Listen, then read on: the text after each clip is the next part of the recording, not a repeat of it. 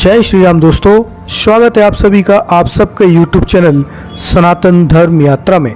दोस्तों, आज हम बात करने वाले हैं एक बहुत ही रोचक विषय पर, और ये विषय आधारित है एक आर्टिकल पर जो कि हिंदुस्तान टाइम्स में छपा था।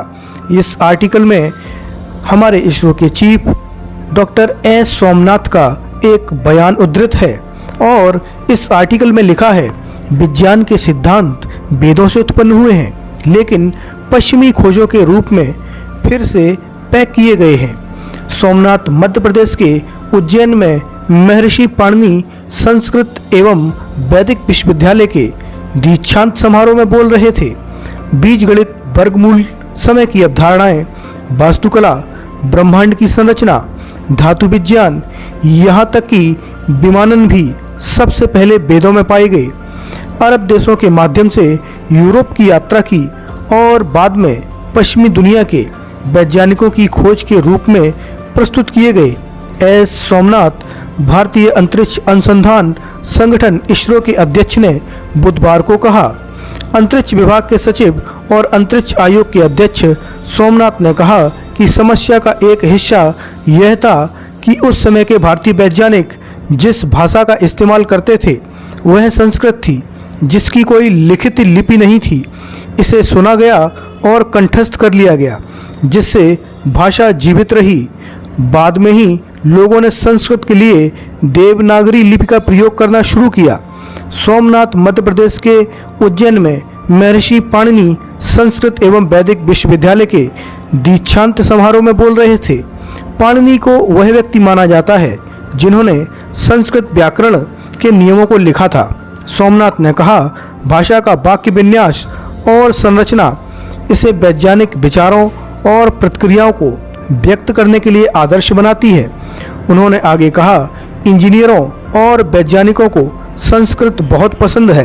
यह कंप्यूटर की भाषा को सूट करता है और आर्टिफिशियल इंटेलिजेंस सीखने वाले इसे सीखते हैं। गणना के लिए संस्कृत का उपयोग कैसे किया जा सकता है, इस पर बहुत शोध किया जा रहा है।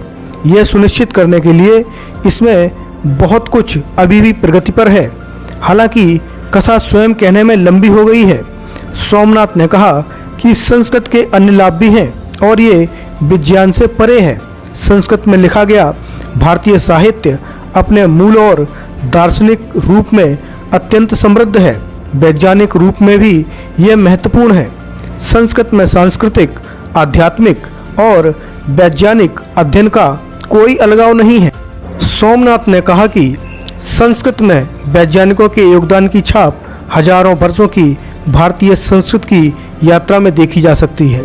खगोल विज्ञान, चिकित्सा विज्ञान, भौतिकी, रसायन विज्ञान और वैमानिकी विज्ञान में निष्कर्ष संस्कृत में लिखे गए थे, लेकिन उनका पूर्ण शोषण और शोध नहीं किया गया था।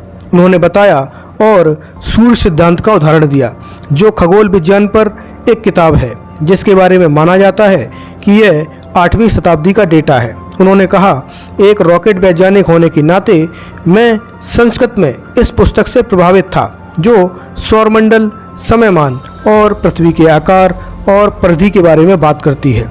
दोस्तों, इसमें दो बातें ध्यान देने योग्य हैं। सबसे पहली बात ये कि उन्होंने कहा कि जो विज्ञान है वो वेदों से लिया गया, जिसको पाश्चात्य वैज्ञानिकों ने अपना कॉपीराइट लगाकर प्रस्तुत किया। और दूसरी बात कि संस्कृत भाषा जो है वो आजकल के वैज्ञानिकों और इंजीनियर्स को सबसे ज़्यादा प्रभावित करती है। साथ ही यह गणना के लिए और कंप्यूटर के लिए सबसे उपयुक्त भाषा है। लेकिन एक बात जो उन्होंने कही कि संस्कृत भाषा को सबसे पहले देवनागरी लिपि में लिखा गया, इससे मैं थोड़ा सा उनसे एग्री नहीं करता हूँ, क्योंकि संस्कृत भाषा को सबसे पहले ब्राह्मी और खरोष्टी लिपि में भी लिखा गया था, जिसके कई शिलालेख प्रमाण प्रस्तुत हैं, मिल जाते हैं। लेकिन सबसे महत्वपूर्ण बात यह है कि एक साइंटिस्ट ये बात कह रहा है कि आज का विज्ञान जो है वो वेदों की देन है।